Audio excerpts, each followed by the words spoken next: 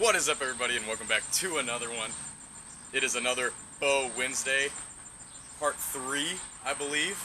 So it's me and the one and only Rudy, and we are talking a little bit today about sighting in your bow, getting it tuned in, getting it dialed in, so when the big buck walks out, or doe, you are ready to put it down on the grind.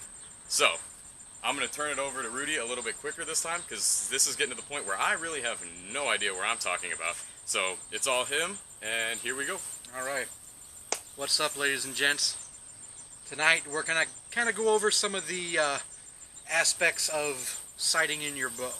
Now, granted, we're doing it in my backyard. I've only got about 30 yards or so, but still, we can really make some adjustments, even at 30 in my backyard, to actually kind of get you an idea of how to really dial in your bow from shooting at 10 yards, 20 yards, 30 yards, wherever. Make sure your groupings are tight and just making sure you're spot on. That way you're not shooting them in the gut or shooting over the back or shooting underneath their stomach at 10, 12 yards. We'll get his bow out and get everything set up. Be right back with you.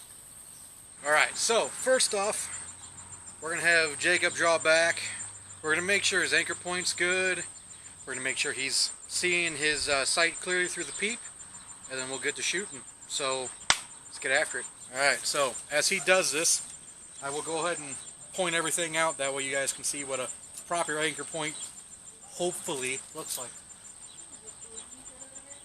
Look at that. Flawless. Anchor point's perfect. Tip of his nose is on the string.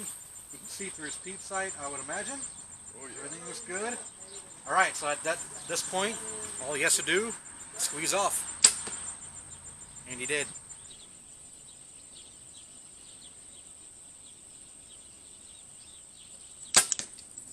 Alright, so what we zoomed in on there for a second was Jacob's anchor point, which was spot on. How he set back so natural, got in place, squeezed off on that thumb trigger. And then at the end, as you saw, right when he shot, he let that bow fall forward. You never really want to grip your bow. So go ahead and pop one in there real quick. So right when he draws back, you'll see his hand starts to open up, okay? That way he's not putting so much pressure on his bow, he's not torquing it. He's got a free open hand to let that bow just sit right in the center. Now that we got everything all set up, he's looking pretty good. His performance is perfect. Let's go ahead and get him shooting, see where we're at. So this is the point of the show. I'm going to go ahead and get out of the way, let Jacob do his own thing, and then we'll take a look at the end. That's scary. Tip your nose on the string. Get out of that girl stance. There you go. Squeeze off. Another big thing too, whenever you are dialing in your bow, shoot it. Just shoot it. Don't look where the arrow's going. Just focus on the target you're trying to hit and keep shooting. Your mind has a tendency to compensate for itself. Whenever you are shooting, if you miss one spot, your mind might try and tell you something different, and then you automatically start holding the bow differently. I've seen that happen quite a few times. My best advice I can give you is just shoot and worry about where your arrows are hitting when you get down there.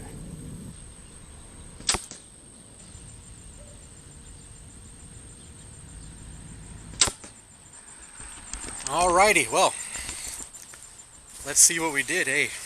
Not great. Alright, so go ahead and explain to me where you're aiming.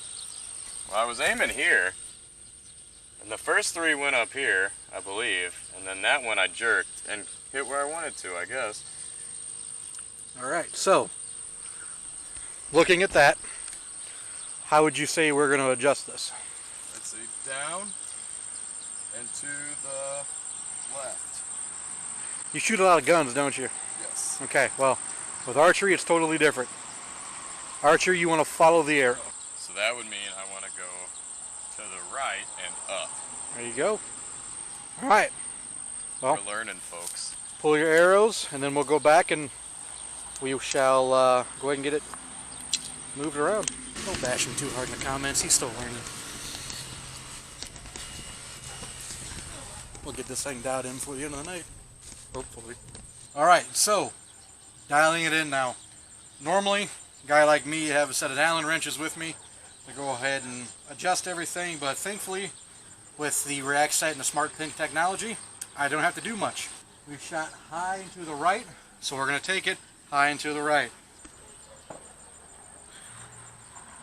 Turn it just a little bit, have him shoot again, see where he's at. Round 2. Fight! Mortal Kombat reference, he won't understand it.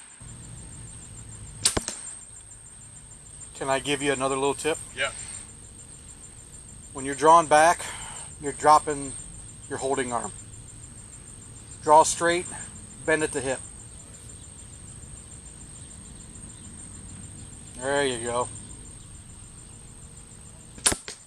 Alright folks, so what I'm going to have him do real quick is I'm going to have him pretend like he's in a deer stand. So without doing what I just told you to do, there's a buck in front of you at about 20 yards and you're 20 feet up in the air.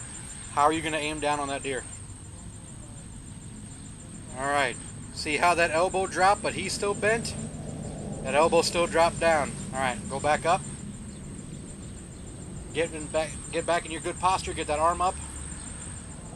There you go. Now pretend that buck is down below you, only bend at the waist. Keep going. See that, folks? He's not really bending his, well, he's bending his arm a little bit, but he's bending at the waist. That's really what you need to do, is bend at the waist. Do not drop your arm because then you're throwing your posture off. Go ahead and shoot.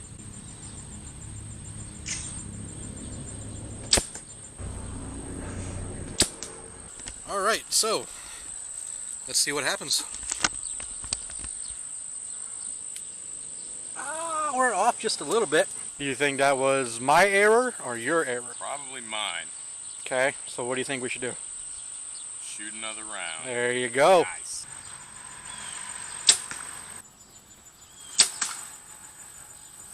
That sounded good and bad at the same time.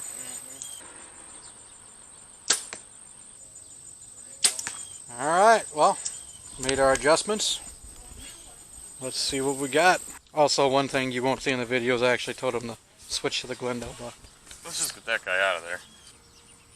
Oh, dude, you almost Robin Hooded. I Look know. at that. Good thing I got new knocks. Peeled that thing, man.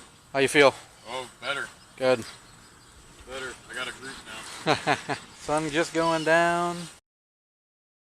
Alright, everybody. So, I'm dialed in. Rudy got me all fixed up, ready to go. Like he said, my sight happens to be like a pretty nice sight that you don't need any Allen wrenches or any fancy tools for. You just spin the little knob and it makes it super easy. But if you have like a regular sight or a normal one, what majority of them have, you need this Allen wrench here, or an Allen wrench set that you can stick in and move your stuff around. But if you have somebody look at it to do it, or like somebody that knows what they're doing, they're more than likely going to have one, like Rudy did. If you go to a shop, I don't know if shops sight them in or not, but they might. And they're going to definitely have Allen wrenches. Mine was easy. We got it dialed in. It only took, what, 3 rounds? I think it was 3 rounds, 4 rounds to get it sighted in. And half of it, the last third round was because I got tired, and so my shots were off, so we had to take a break so I could not be tired anymore. That being said, anything left with you? Good, man. We did what we need to do. So. Alright, well, until next time. Thanks for tuning in to this episode of Bow Wednesdays, and we will see you next time. Deuce!